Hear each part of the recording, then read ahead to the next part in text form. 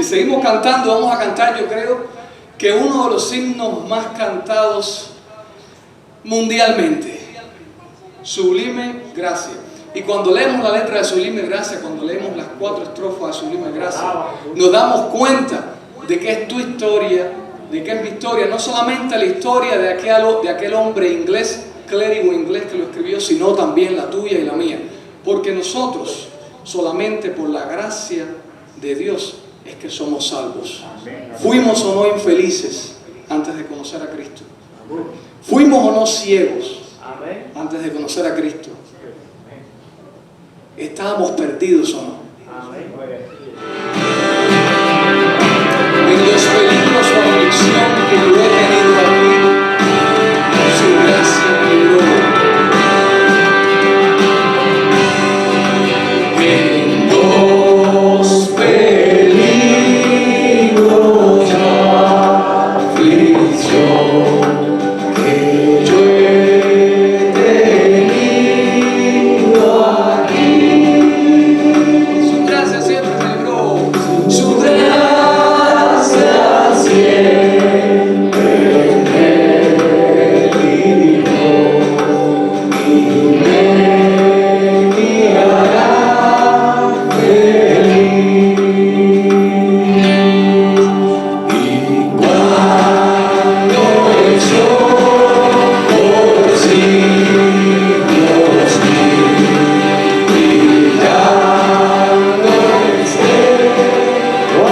sol, yo cantaré por siempre a mí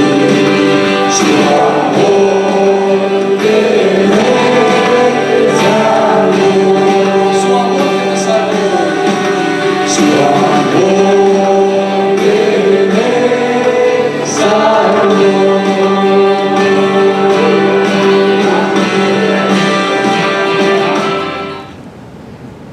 El mensaje de hoy es un mensaje para darle fortaleza espiritual, como todos los mensajes a usted. Y antes de predicar, yo quiero hacer una pregunta que quiero usted la responda ahí en el banco. Le voy a dar un minuto para que la responda. Y piense bien.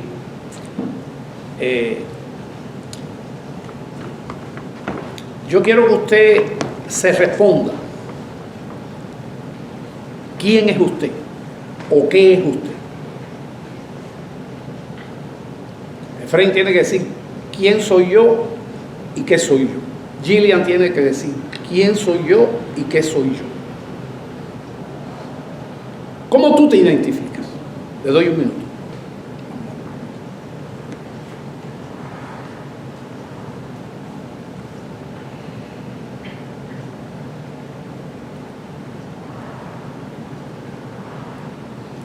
Ok, yo no le voy a preguntar a nadie lo que dijo, pero este joven, Aidil y Daniel, son jóvenes muy disponibles aquí en la iglesia. Yo hace 2 o 3 días atrás le hice esa pregunta y le dije que me ayudara de la forma. Yo no le dije a él qué pregunta era, lo hicimos por teléfono y él no tuvo tiempo de pensar como ustedes, y es como si se levantara ahora en esta congregación y dijera lo que pensó. Entonces, Daniel. Yo soy una nueva criatura en Cristo. Soy una persona un poco tímida, poco carismática y soy una persona bien introvertida. Eso fue lo único que pude decir. Ahí hubo una pausa pensando él,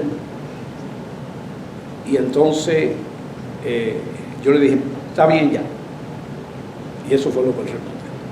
Ahora, usted sabe lo que usted respondió. Gracias, hermano Daniel. Muchas gracias. Muchas gracias.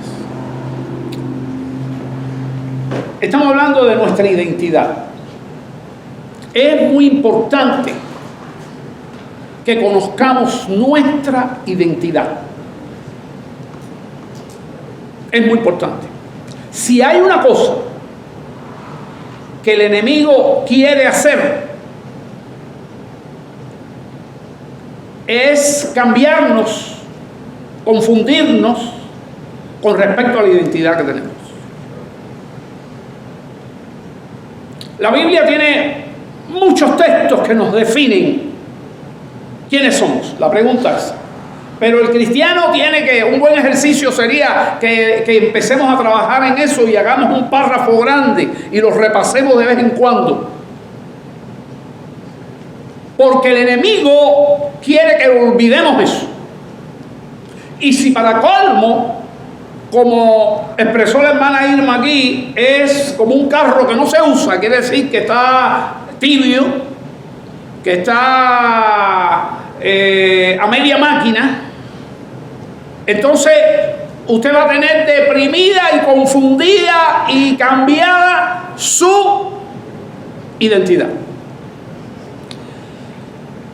Yo titulé este mensaje de hoy, ya usted lo va a ver ahí, y yo quiero este título convertirlo en un eslogan de nuestra iglesia. Una frase que sea la frase con la cual casi nos saludemos, que usted no lo olvide. Soy llamado, ese es el título del mensaje, transformado y con una misión. Vamos a repetirlo. Soy llamado, transformado y con una misión. Espero yo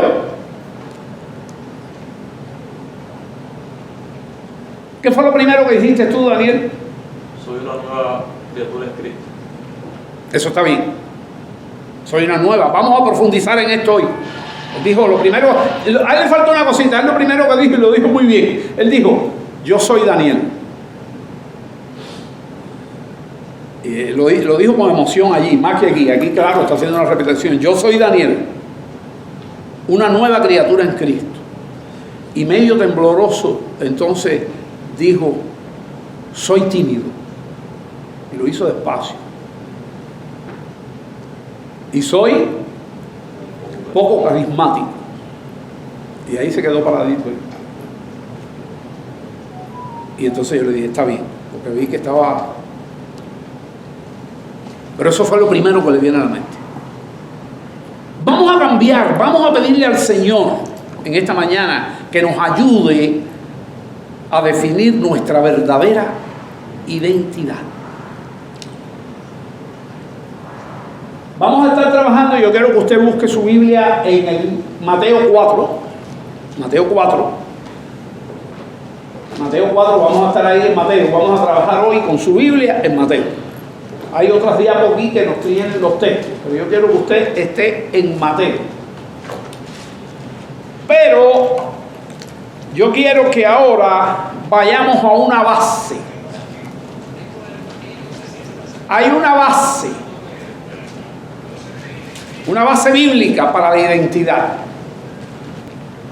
Así que vamos al libro de Romanos y vamos al capítulo 8, que es uno de los hermosos capítulos de Romanos. ¿En qué libro estamos ahora? En Romanos 8, uno de los grandes capítulos de la Escritura. Y dice Romanos 8:29. Sabemos, yo no sé si usted lo sabe, si usted tiene al Señor de verdad, si es que Cristo mora en usted, sabemos que a los que antes conoció, mire, la palabra conocer en la Biblia, en muchos contextos de la Biblia, está relacionada con la palabra amor. Si usted va a las Escrituras, por ejemplo, usted oye este texto que dice, y José no conoció a María ¿Sabe eso? Y él sí la conocía. ¿Usted recuerda ese texto? Y José no conoció a María hasta después que tuvo Jesús. Quiere decir que Jesús no tuvo nada que ver sexualmente con ¿quién? Con José. Fue engendro del Espíritu de Dios. Sin embargo, él conocía a María, era su novia, su fiancé, era desposada, era el noviazgo en aquella época, en la cultura judía, ese desposado es una novia para casarse. No lo moderno de hoy. Y hizo un matrimonio profundo en amor cuando la conoció.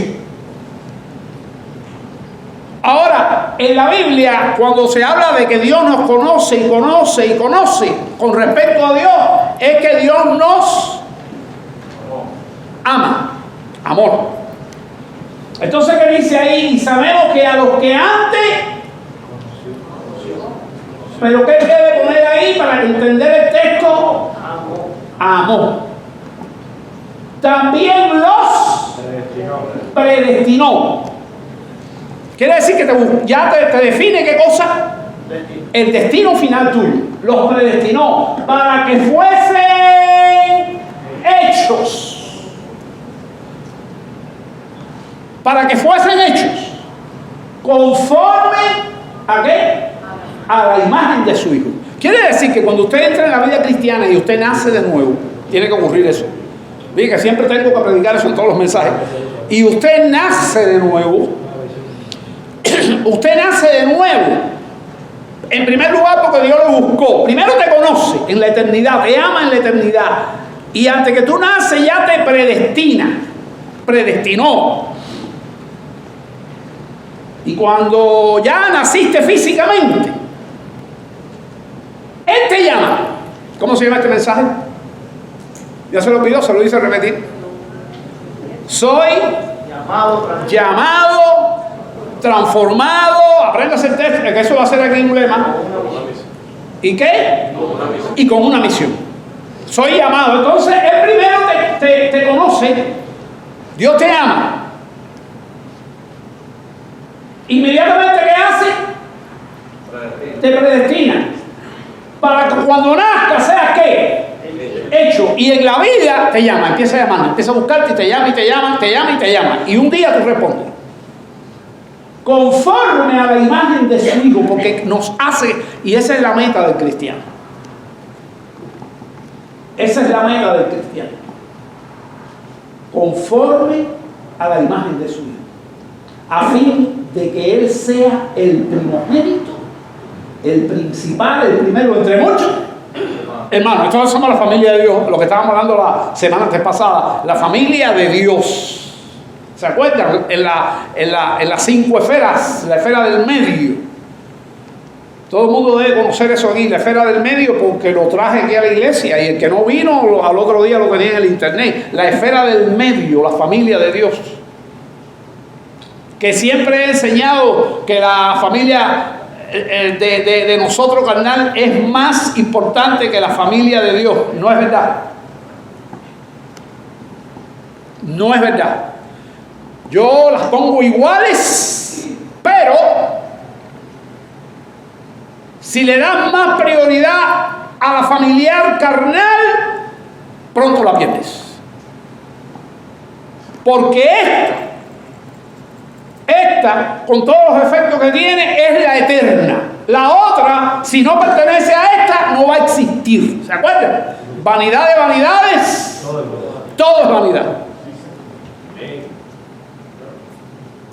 Así que Cristo es nuestro hermano mayor y entre muchos, ¿qué? Hermanos, que somos todos los cristianos de todos los tiempos y de todas las iglesias, que de verdad Dios los escoge porque los conoce, los ama, Él los escoge a través del amor, después los predestina, después los llama. Así es el proceso. El que está predestinado responde al llamar, nace de nuevo a través del Espíritu, nace de nuevo a través del Espíritu y forma parte de la familia de la familia Pérez. La iglesia de Dios, de la familia de Dios. Y sigue el texto 30, y a los que predestinó, a esto también, ya lo dijimos, y a los que llamó, a esto también justificó. Porque cuando nace de nuevo es nueva criatura y eres justificado. Por fe, por creer en el Señor. Y a los que justificó, a estos también, ¿qué? Cada vez que usted va a la presencia de Dios, y hoy en la presencia de Dios se va cuando Él quiere que vayamos, usted lo busca. Usted busca la Biblia, se arrodilla, se prepara, y si a Dios le place, Él abre tus ojos espirituales. Uno tiene que buscar a Dios. Dice, buscar a Dios mientras pueda ser hallado. Buscarle en tanto, ¿se sabe la Biblia? Que está cercano. Tenga tiempo con el Señor. Ya hablamos con él que aquí lo que gastamos, ¿cuánto tiempo gastamos aquí en estas cosas, en estudiar la Biblia? Porque aquí lo que se hace es estudiar la Biblia, tanto el miércoles como el domingo. ¿Cuántas horas? 4. ¿Y cuánto tiene la semana? 178. Hay que tener esas cosas claras en la cabeza. Y entonces a veces no podemos de 168 horas dedicarle ¿cuánto? 4. 2 el domingo, 1 el miércoles y 1 el Zoom de oración. Claro, esto se va a acrecentar porque ahora estamos entrando aquí en un movimiento, una cultura, como dijimos la semana pasada, ¿de qué? ¿Quién la dice? De discipulado, que lo vamos a estudiar hoy. Entonces, usted tiene que coger estos 2 textos y darle, aquí tiene un repaso, aquí tiene un empuje, pero usted tiene que coger estos 2 textos y metabolizarlos usted en el espíritu. Leerlos, meditar, y eso le da identidad, eso le da una identidad en Cristo. Ahora con esta base, que es una pequeñita base, hay mucho más para identidad en la Biblia, pero hoy vamos a salir un poco más fuerte. Entonces vamos a abrir nuestras Biblias en Mateo, donde yo les dije, porque ahí sí vamos a tener algunos textos que no están en la pantalla, la mayoría no están aquí. Así que abra su Biblia en Mateo capítulo 4, a partir del verso 13 vamos a estar leyendo. Una vez más, Señor, te pedimos tu dirección para caminar por los textos bíblicos, que el Espíritu nos lleve a toda verdad. Guíanos, en el nombre de Jesús. Amén. Estamos exactamente, hermanos, en el momento que Jesús comienza su ministerio público, aquí, en Mateo 13, en este momento exactamente. Y dice la Escritura, su ministerio público es que hasta ahora él, primero era un jovencito, acuérdense que una vez a los 12 años estuvo en el templo y se quedaron maravillados cuando él tomó la palabra y se le pidió a sus padres, esa anécdota de sus 12 años allí en Jerusalén. Pero generalmente se quedó en Galilea, por allá arriba, la provincia más norte, de la parte más norte de la tierra prometida de Israel, Galilea. Galilea fue un lugar, los de Jerusalén y de Judea despreciaban a los de Galilea. Eran pecadores, pero en su pecado le tenían desprecio, porque cuando aquella gente fueron los primeros en pecar más, vamos a decir, el imperio asirio vino sobre ellos, claro, Dios lo usó, y hubo la deportación del norte. Pero ¿qué hicieron los asirios? Agarraron gentiles y los trajeron para esa tierra de arriba, a la parte que ellos atacaron. Y entonces los mezclaron, ahí con los años se mezclaron con gentiles y cogieron las costumbres de los gentiles. Así que mire cómo estaba Galilea, allá arriba, despreciado por los judíos de abajo, que también eran pecadores. Pero es importante saber eso, porque había oscuridad extrema, había pecado extremo. Así que voy a leer el 13 otra vez. Y dejando a Nazaret, Nazaret es Galilea, en la parte más sur de Galilea, se mueve más al norte, vino y habitó en Capernaum, era la zona, pero ahí empezaba su ministerio. Vivió ahí todo el tiempo, pero ahí empezó su ministerio, ahí mismo empezó su ministerio. Y gran parte de su ministerio estuvo ahí. Así que de Nazaret a Capernaum, ciudad marítima en la región de Zabulón y de Neftalí. Estas fueran las tribus que en la época del repartimiento, cuando Josué, ese pedacito de Galilea, eso lo tomó las tribus estas que están aquí, Zabulón y Neftalí. Y mire lo que dice, para que se cumpliese una profecía, para que se cumpliese lo dicho por el profeta Isaías cuando dijo, Isaías, ¿qué dijo en el 15? ¿Tierra de qué? Tierra de Zabulón, ¿ve? Ahí se está cumpliendo. Jesucristo empezó a moverse. Jesucristo empezó a moverse en su ministerio y a predicar. Vamos a terminar de leer esta profecía. ¿Sabe cuántos años antes? 700 años antes escribió el profeta. El profeta escribió Isaías esta profecía 700 años antes. Dice, tierra de Zabulón y tierra de ¿qué? De Neftalí. Si usted va allí al profeta Isaías 9, 1 y 2, ahí está. Tierra de Zabulón y tierra de Neftalí. Estos mismos versículos. Camino del mar. Capernaum era un puerto de mar.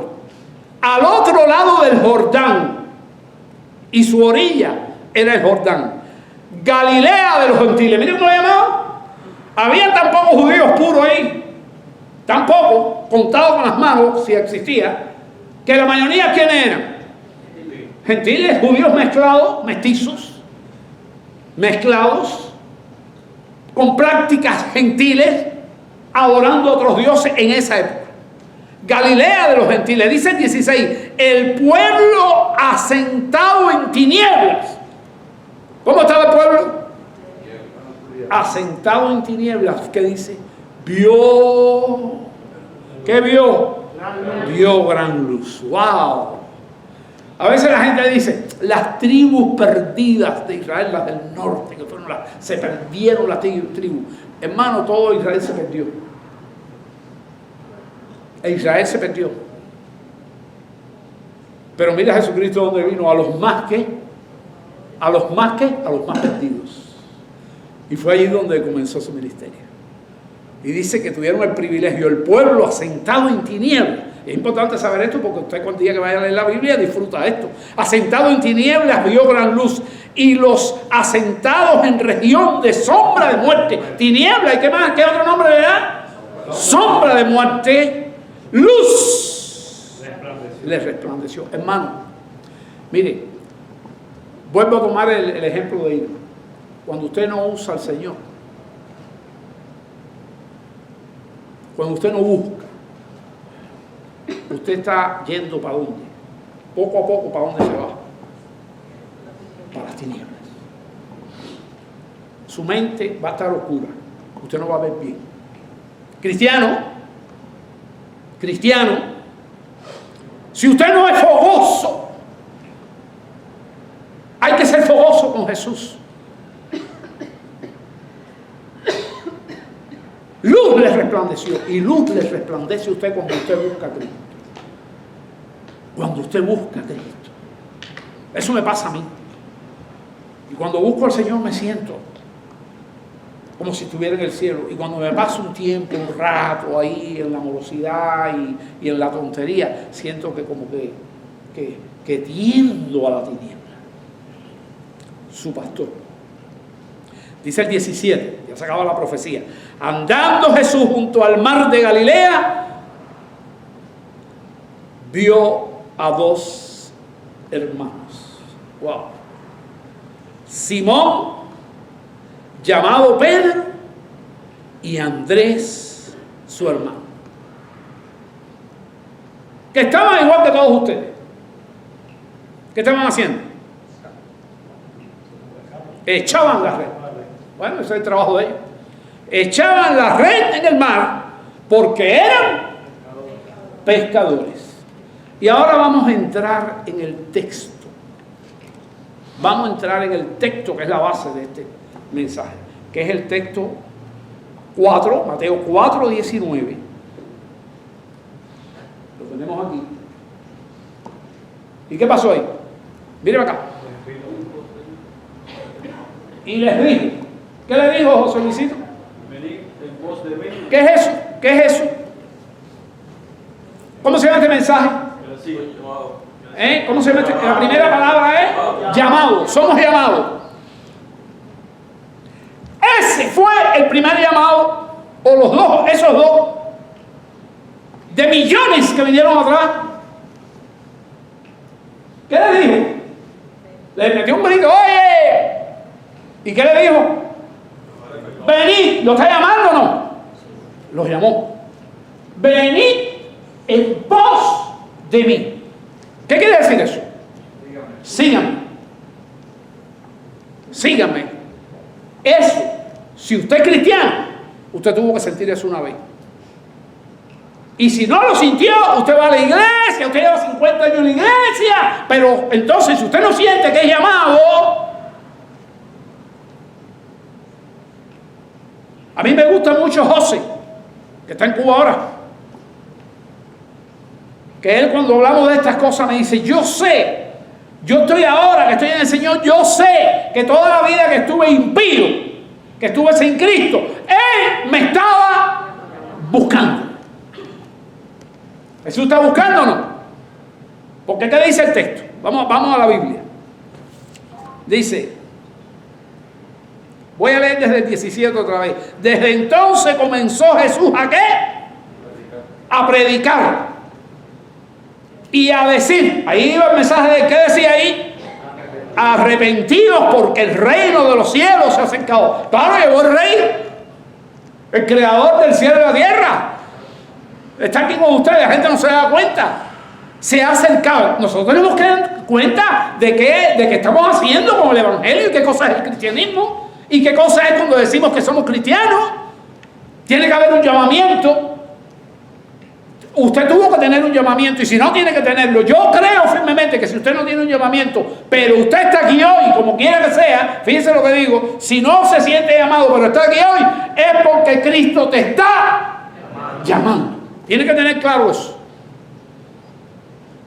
Arrepentidos porque el reino de los cielos se ha acercado. Y andando, no escogió a todos. ¿A quién escogió?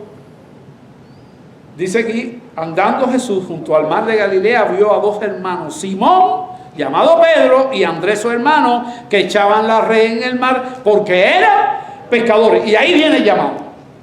El mundo está lleno de gente por allá afuera, impías. Y nosotros ahora le predicamos. Pero dice la Biblia, muchos son los llamados y pocos los escogidos. ¿Cuáles fueron los primeros escogidos que tuvo Jesús? 12. Pero ahí están los dos primeros, hoy estamos estudiando los dos primeros. Y esto es un llamado que le ocurre a cada cual. Y sin llamado no hay nuevo nacimiento. Dios nos llama. Él nos busca. Lo que pasa es que después que Él nos llama y primero nos busca y después nos llama, entonces atrás, ¿qué hay que hacer? ¿Qué hay que hacer? El pos de Él. ¿Y estamos en pos de Él?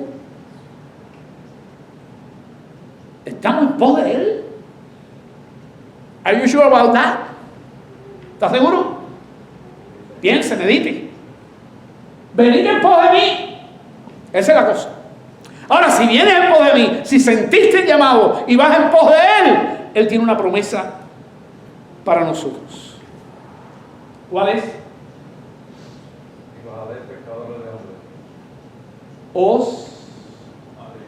Él es el que hace todo en nosotros. Nosotros no nacemos de nuevo porque queremos hacer. ¿Quién hace el nuevo nacimiento? ¿Quién lo hace? Él. Porque Él, el Espíritu, es Espíritu. Él mismo se lo explicó a Nicodemo. Pero es el Espíritu de Cristo. Es Jehová de los ejércitos, que son el mismo. Os haré. Entonces, por eso me gusta cuando Daniel dijo, como primera cosa, ¿qué dijiste? Soy una nueva criatura. Él hizo. Te hace una nueva criatura. A todos. Nos hace una nueva criatura. Esas son las primeras enseñanzas en el Evangelio que hay que recordársela a la gente. Ahí está. Venid en pos de mí y os haré. ¿Qué haré? ¿Qué me hará? Bueno, lo primero es el nuevo nacimiento. Después, ¿qué te hace? ¿Qué te hace? Te empieza a cambiar toda la vida. Te cambia la manera de hablar.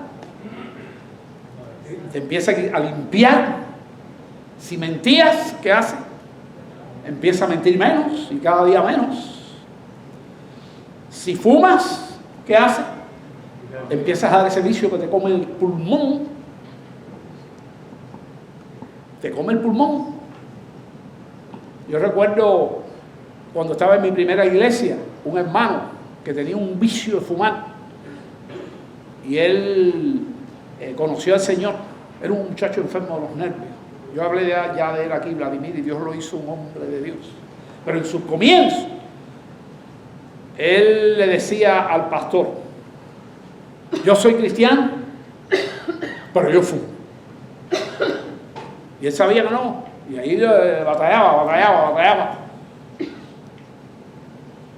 Y dice que escondido fumaba. Escondido de los hermanos, escondido del pastor, pero la gente le sentía el olor a cigarro. Y se forma una convención de la parte oriental de Cuba, se fue allá al seminario de los Pinos, donde se hacían convenciones, y allí se fue. Y allí él estaba gozoso, él se había convertido de verdad. Dios estaba ¿qué? Trabajando en él. Y allí él estaba y la gente lo veía con ese gozo, y él hablaba del evangelio, pero él no hablaba de que fumaba. Y allí se le cayó algo a alguien y él fue con el don de servir a recoger lo que se le cayó a un pastor ahí, y ahí un cigarro cayó del bolsillo. Y él me contaba, yo quería que me tragara la tierra. Y entonces alguien le dijo, oye, y con ese gozo y eso que tú tienes ahí, el gozo y eso no liga una cosa con... Y pasó tanta vergüenza. Eso es una vergüenza en el espíritu. Que él dice que ese fue el último día que fumó. Dios trabaja en nosotros hasta el final. Está trabajando en mí, su pastor, todos los días. En 20 cosas que tiene que trabajar. ¡Ojalá! Nos hace fieles. Los maridos que engañan a las mujeres dejan de engañarlas. Las mujeres que no respetan al marido lo empiezan a respetar. Eso es lo que hace Dios. Si de verdad somos llamados, sentimos el llamar, si vamos ¿en qué? En pos de Él. Esa es la vida cristiana. Estamos tratando de entender lo que es la vida cristiana. Yo quiero enseñar aquí, porque no podemos desligarnos, la cultura del discipulado. ¿Se acuerdan de esto? Bueno, eso no se ve muy bien ahí. Pero la mayoría de ustedes ya tienen eso, y si no lo van a tener. Todos los que están metidos en el discipulado ya tienen eso ya. O la mayoría. Y si no lo tienen, porque está un poco atrasado. Pero, ¿qué dice aquí? A ver, los hermanos, ahí no se puede leer, pero ¿qué es lo que va ahí? ¿Qué palabra va ahí? ¿Qué palabra va ahí? Lo que tiene en el papelito. Muerte espiritual. La persona ahí está. Pedro y su hermano estaban muertos espiritualmente. Y Cristo los llamó. ¿Y qué dice aquí? ¿Qué viene aquí? El Juan 3, el nuevo nacimiento. La persona nace. Oiga, cuando uno nace de nuevo, ya hay cambio. ¿Usted no le parece eso loco? Pero los cristianos sabemos que nos volvemos locos cuando Cristo llega a nuestras vidas. ¿Usted vio lo que le pasó a esa gente? Dejaron el barco y dejaron los pescados y todo eso allí. ¿Y qué hicieron? Y le cayeron atrás. ¿Cómo dice el verso? Dice aquí, ellos entonces, léalo, puede leer. Dejando qué cosa, al instante las redes, lo siguieron. Dejaron las redes. Eso tiene un símbolo interesante. Las redes que te enredan. Dejando al instante las redes, lo siguieron. Entonces, Él es el que hace en nosotros. Él es el que te cambia, el que te hace fiel, el que te hace hablar verdad, el que te hace amar a la gente, porque ese es el primer mandamiento, amar. Os haré pescadores, bueno hermano, pescadores de hombres. Eso lleva un proceso y es este que está aquí. Vamos a ver si sigue funcionando esto.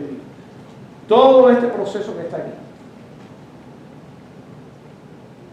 Aquí, cuando nacemos de nuevo, ya tú hablas, ya uno le dice al que nace de nuevo, ahora tú tienes que decirle a la gente por ahí qué te pasó, que conociste a Cristo, que aceptaste a Cristo y que tienes una nueva vida. Y ya el bebito empieza a predicar así.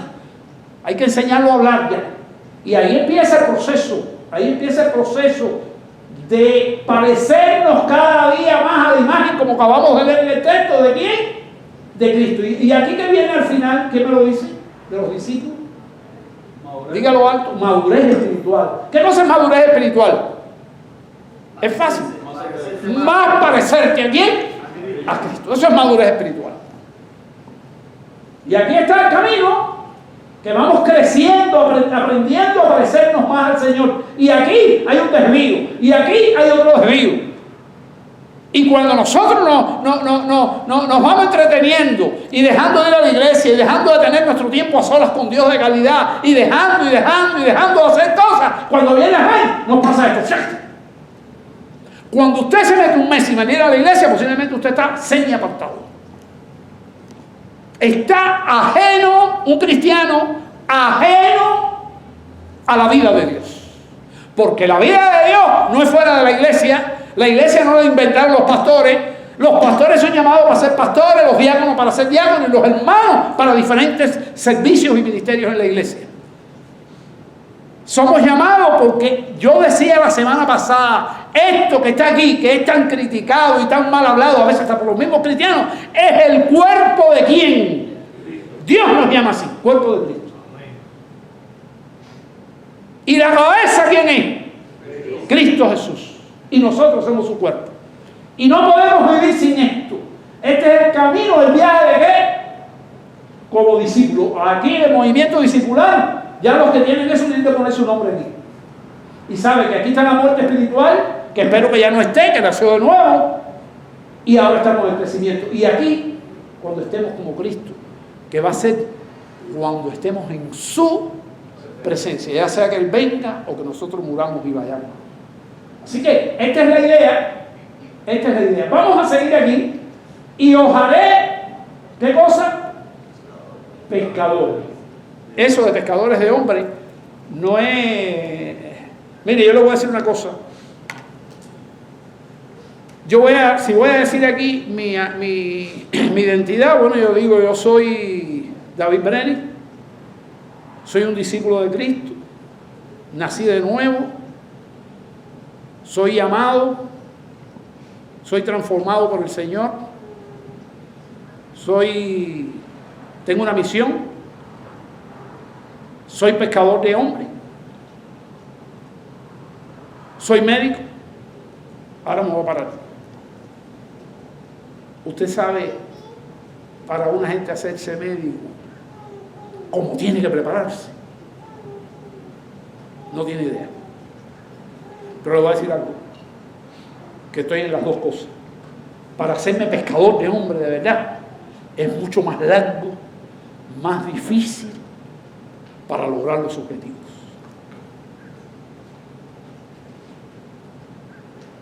Cuando está diciendo aquí, ¿qué dice aquí? La misión, esta es la misión, ¿qué cosa es? Pescadores de hombres.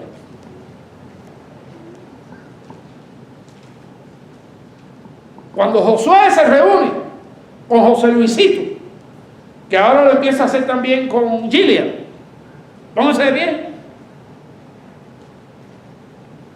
Josué está aprendiendo a pescar hombres.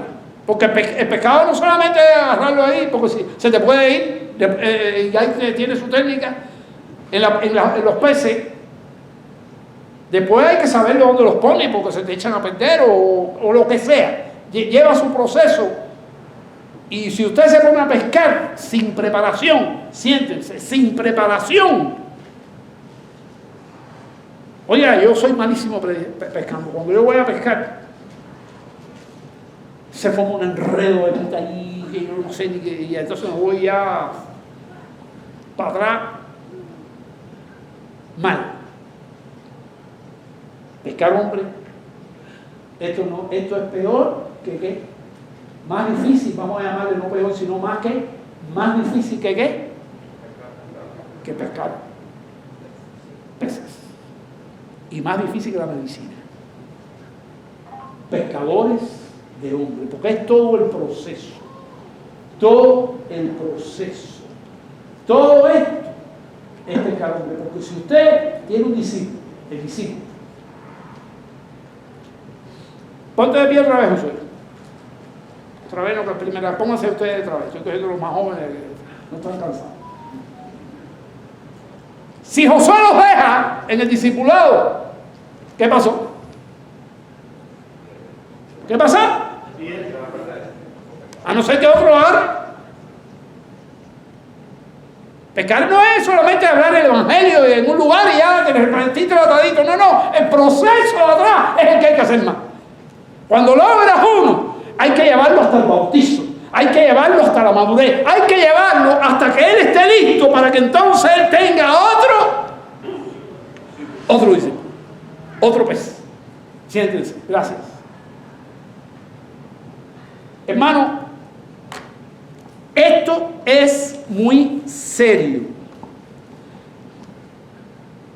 Dice el 20, ¿qué dice el 20 ahí? ¿Qué dice? Voy atrás. Dice, entonces, dejando al instante las redes, lo siguieron. Usted va a seguir conmigo leyendo la Biblia. En el 21. Va al 21. Pasando de allí, vio a otros dos hermanos, Jacobo, hijo de Zebedeo, va conmigo, y Juan su hermano, en la barca con Zebedeo su padre, que remendaba sus redes y los llamó. Ellos estaban trabajando, estaban pescando, y el padre que estaba remendando redes. Y ellos, dejando al obstante, porque Jesucristo fue, ¿y qué hizo? Cuando los vio otros dos, hermanos de Jacobo, hizo lo mismo. Hizo lo mismo que los otros dos anteriores. ¿Y qué dice el 22? ¿Lo tiene ahí? Y ellos dejando al instante la barca. ¿Y a quién dejó? Y a su padre. Esa es la familia que tenemos carnal. Su padre. Y dejó a su padre, lo aclara ahí. Le siguieron. Usted tiene que dejar que el Espíritu le hable. ¿Cómo usted está viviendo la vida cristiana? ¿Cómo usted está viviendo la vida cristiana? Cuando Dios nos llama, voy a terminar con esto. Cuando Dios nos llama todos los días. Y tú tienes que tomar una decisión. El cristiano, igual que el impío toma una decisión de seguirlo o no, igual que esta gente que tomaron una decisión, porque cuando Dios te dice ven en pos de mí, tú tienes que tomar una decisión. Y diariamente en la vida tú tienes que tomar una decisión. A la iglesia de la Odisea, anótelo ahí, en la iglesia de la Odisea, Cristo le escribe algo fuerte. Era una iglesia de cristianos flat tire. Eso que tú enseñaste hoy fue un flat tire. Era una iglesia de flat tire. Después vaya y lea Apocalipsis 3, 20. Después vaya allí, no lo busque ahora, porque eso lo voy a dejar de tarea. Pero ¿sabe lo que Dios le dice a esa iglesia? Lo que le dice Dios: yo estoy a la puerta y llamo. Eso se lo está diciendo todas las cartas del Apocalipsis. Hay 7 cartas escritas que sirven para evaluarnos. Esa es la utilidad de esas cartas, que es bueno que se las lea de vez en cuando, para ver cómo está tu vida cristiana, porque unos tienen un defecto y otros tienen otro. Y esas cartas es como Jesucristo hace un resumen y se guardan ahí para que sean leídas en todas las iglesias evangélicas cristianas verdaderas del mundo. Esas cartas. Ya las hemos estudiado en La Roca años atrás, en cualquier momento lo doy otro ciclo más a las 7 cartas. Pero específicamente la Odisea, que dice que hay cristianos tibios. Mire, le voy a decir algo. La mayoría de los cristianos de todas las iglesias, la mayoría, son tibios. Y si yo, pastor, me entretengo, ¿cómo me pongo? Tibio. Y de vez en cuando estoy tibio. ¿Y sabe lo que dice Jesucristo de los tibios? ¿Quién lo sabe? Lo vomitaré de mi boca. El Señor está diciendo el desagrado. ¡Qué pasión! ¿Qué? He hecho tanto por ti que tú has hecho por mí. ¿Qué haces? ¿Cómo dices por ahí que eres cristiano? Esto es serio, hermano. Pero va a llegar un día donde la gracia se va a acabar. Yo le digo a la gente, vamos a orar, que Dios derrame entre nosotros. Esta iglesia lo sabe, que Él tiene que derramar. Dios usted se lo está pidiendo de verdad. Un espíritu de gracia y oración en nuestra vida. Y esto va a fluir. Todo este discipulado y el ambiente va a fluir. Vamos a tener deseos de orar, no nos vamos a perder un Zoom, vamos a hacer todo lo posible por poder estar el miércoles, lo que haya que hacer. Porque está la pasión del espíritu de gracia en nosotros. Espíritu que se ha derramado y que se puede derramar y que un día va a ocurrir para el pueblo de Israel, y esa es la profecía que estudiamos de Zacarías, capítulo 10. Eso es la profecía que va a ocurrir para Israel en los últimos tiempos. Y stop, se va a parar ¿para quién? Para los gentiles. Bueno, para nosotros no. Para los gentiles. Pero tenemos que pedirla hoy, porque nosotros sí la tenemos, la podemos alcanzar. Y a Dios le gusta que se lo pidamos. Y si se lo pedimos, dice que todo lo que tú le pidas conforme ¿a qué? A su voluntad será hecho. Tú le pides un espíritu de gracia en tu vida y de oración. Y cuando te llenes de eso, es como mejor vas a comprender qué quiere decir eso. Bueno, hermano, pues ahí está. Ahí está. Yo estoy a la puerta y llamo, dice Jesús. En Apocalipsis, ¿qué? ¿Quién me lo dice? Para que lo recuerde, 3:20. Yo estoy a la puerta, dígalo conmigo, y llamo. Si alguno oye mi voz, porque a lo mejor no lo oímos, estamos tan enredados en las redes. En las redes, y usted sabe cuál es su red. Estamos tan enredados en las redes. Yo estoy a la puerta y llamo. Si alguno oye mi voz y abre, yo entraré. Yo entraré y cenaré con él. Y un banquete con el Señor. Un banquete espiritual. Un banquete espiritual. Y ahí es donde viene el ánimo, ahí es donde viene el gozo. Ahí es cuando no nos importa ninguna cosa mala que tenemos arriba de nosotros, porque estamos tan llenos de Cristo que todas las demás cosas se ponen como secundarias. Y si eso ocurre en tu vida con frecuencia, porque Cristo te busca, Cristo te llama por la mañana temprano, Cristo te llama al mediodía, Cristo te llama por la noche, Cristo te llama para el servicio del domingo, Cristo te llama para el servicio del miércoles, Cristo te llama para el Zoom, Cristo te llama para que prediques por las calles, Cristo te llama todo el tiempo a los cristianos. Y después que llama, ¿qué hace? Te transforma diariamente. Diariamente. Cuando tú entras a la presencia del Señor, si tú escuchas el llamado, cenaré con Él. Cuando tú sales de esa cena, tú eres transformado. Es la cena personal con el Señor. Y ¿sabe una cosa? Enseguida salimos con el deseo de ¿qué? De hacer la misión. Cuando no hay deseo de hacer, ya hay algo que... El cristiano siempre tiene que tener deseo de hacer por Cristo, lo que sea, hacer. ¿Qué hago? ¿Qué hago, Señor? Esa fue la palabra de Pablo cuando se convierte. Señor, ¿qué tú quieres? Ya estaba convertido. Estaba ciego de la vista, pero ya había oído. Yo soy, ¿qué cosa? La bomba. Yo soy, ¿qué? Jesús, Pablo, a quien tú persigues. Dura cosa te echar guerra conmigo. Y ahí quedó rendido, Señor, ¿qué tú quieres hacer? Cuando uno tiene un encuentro con el Señor, ¿qué tú quieres que yo haga? Hermano, esta es la palabra. Estamos creando un encuentro, una cuestión de discipulado. El discipulado lleva paciencia con los discípulos, lleva mucha fortaleza de parte del discipulador. El discípulo también tiene que tener interés. Porque si el discípulo no tiene interés, el discipulador lo va a dejar tranquilito ahí a ver cuándo lo coge y va a agarrar a otro. Así pasa en el discipulado cuando empieza un movimiento de discipulado. Así que esta es la palabra predicada. Yo quiero que usted se ponga de pie y yo voy a ir aquí. Y usted repita este eslogan conmigo. Vamos a la última.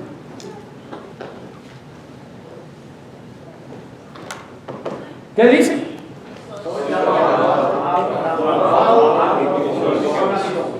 Vuélvelo a decir. Todos juntos conmigo ahora. Soy llamado, transformado y con una misión. Y Daniel se va a parar aquí y va a decir su identidad.